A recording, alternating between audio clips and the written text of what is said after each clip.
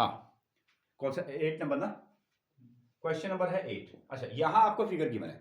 इन्होंने कहा कि एक क्वाड्रिलेटर है, क्या क्वाड्रिलेटर है, A B C D, quadrilateral A B C D है, सर्कमस्क्राइब अ सर्कल, एक सर्कल के बाहर से बनाया गया है। ठीक है, एक सर्कल के बाहर से एक quadrilateral A B C D बनाया गया है। अब आप ऐसा कर लो कि हाँ, यहां हमको दिया गया है ए बी, जो ए बी है और जो सी डी का सम होगा वो क्या होगा, A D plus B C के सम के बराबर निकल के आएगा। ऐसा आपको निकालना है।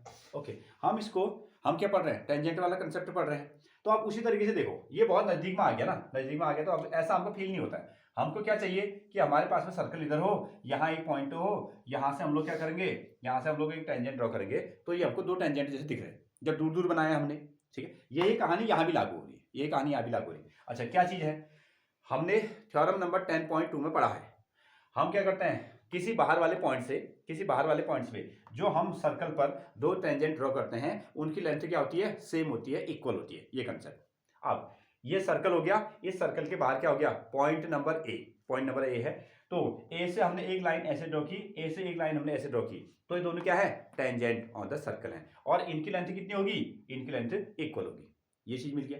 सेम बी क्या है, एक्सटर्नल पॉइंट, बी से बीपी और बी से बीक्यू क्या है, सर्कल पर दो टेंजेंट हैं। थ्योरम क्या कहता है, दोनों की लेंथ कैसी होगी, सेम सेम होगी। ये हमारे पास में आ गया। अगेन सी क्या है, external point, C R and C Q is also tangent and they have same value, और इनकी वैल्यू क्या होगी, सेम होगी। सिमिलरली डी की वैल्यू भी, डी आर और डी एस की वैल्यू क्या है, डी जो है एक्सटर्नल पॉइंट है, डी आर और डी एस क्या कर रहे हैं, सर्कल पर टेंजेंट है, और थ्योरम हमको कहता है कि दोनों की लेंथ क्या होने वाली है, सेम होने वाली है। ये कहानी है। अब आपको क्या चाहिए, ए बी, आपको चाहिए ए बी, तो थ्योरम यहां लगाएंगे, A P is equal to A S, फिर कहां आएंगे, B P is equal to B Q. क्यों, ओके, हाँ देखो, पहला इसको लेंगे फिर इसको लेंगे, ठीक है, इसको लिया जाएगा, फिर हम इन दोनों को जोड़ेंगे, तो इससे क्या बनेगा आपका, एपी और बीपी से एपी बन जाएगा। ठीक है, फिर यहां से आएंगे, फिर यहां से आएंगे, आपको क्या चाहिए, सीडी चाहिए ना, सीडी चाहिए, इसको लेफ्ट में रखने वाले जानबूझकर मैं पहले इसको और इसको निकालूंगा, फिर किससे निकालूंगा मैं, सी डी वाले को चाहिए, ये और ये निकालूंगा, फिर मेरे को क्या चाहिए, हाँ ईडी चाहिए, फिर अगले वाले जो आ जाएंगे। क्लियर, हाँ भाई, इतना ही कंसेप्ट है। देखने में हमको लग रहा है कि क्या जो हो गया ना, फिगर आपको दिया गया है, यहाँ आपको हम लिख सकते हैं। तो गिवन तो आप चाहो तो इसमें लिख सकते हो, इन्हें गिवन फिगर ना, ऐसा भी आप लिख सकते हो। सो ए बी सी डी, ऐसा लिख सकते हो, quadrilateral A B C D, quadrilateral A B C D, quadrilateral A B C D, सर्क्यूमस्क्राइब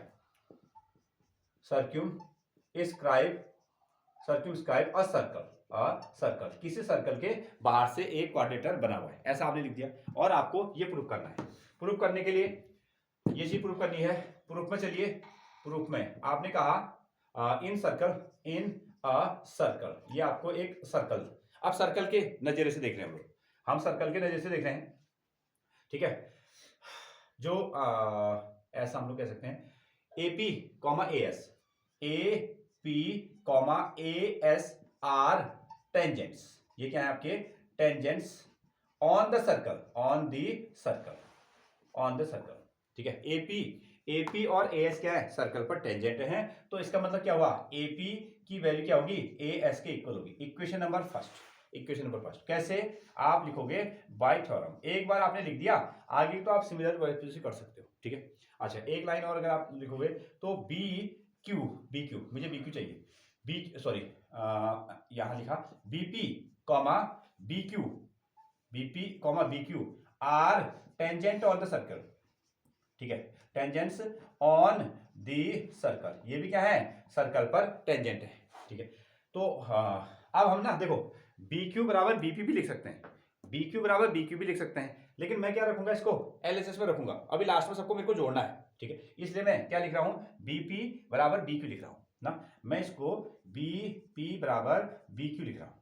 ठीक है ना, हाँ, तो ये आ गया इक्वेशन नंबर 2। अब सिमिलरली अब आ जाओ, देखो इनको जोड़ेंगे हम लोग, बीपी और एपी और बीपी को जोड़ेंगे तो ए बी बन जाएगा।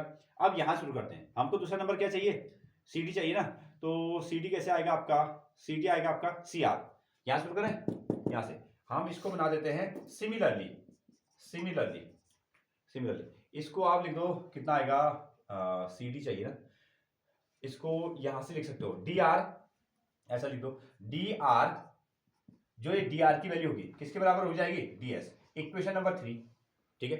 अच्छा, dr के साथ ये ct तब बनेगा, अब यहां से लिखो cr बराबर cq ना, cr इज इक्वल टू कितना, cq। ये आ गया आपका इक्वेशन नंबर 4, ठीक है। यहाँ लेफ्ट में आओ, अब इन सबको ऐड कर दो। हमने क्या लिखा, एडिंग, हमने लिख दिया एडिंग 1, 2, 3 एंड 4 इन चार के चार को आप ऐड करो। तो यहां से 1 2 3 4 ना, तो एक बना आपका एपी, इसके साथ में क्या बना आपका दूसरा बीपी प्लस, इससे कितना आ रहा आपका डीआर प्लस, इससे कितना आ रहा आपका सीआर इज इक्वल टू, अब राइट में आ जाओ। राइट में पहले नंबर पर क्या है, ए से एस है, एस। दूसरा कितना हो गया आपका, बी से क्यू हो गया। तीसरा कितना है, डीएस, ये हो गया आपका डीएस प्लस। चौथा कितना हो गया आपका, सी क्यू, ये मिल गया ना। हाँ, अब आओ तो इसमें एपी, ये हो गया एपी और बीपी है क्या, एपी और बीपी इसका सम, एपी प्लस बीपी, इसको लिखा आपने एबी, ठीक है। डीआर और सीआर, डीआर और सीआर, इसका नाम क्या रख दिया आपने, सीडी, इसका नाम ने क्या रखा, सीडी, यही हमसे कह रहा था। अगेन अब इसमें आ जाओ, क्या ये बन पा रहे हैं, चार।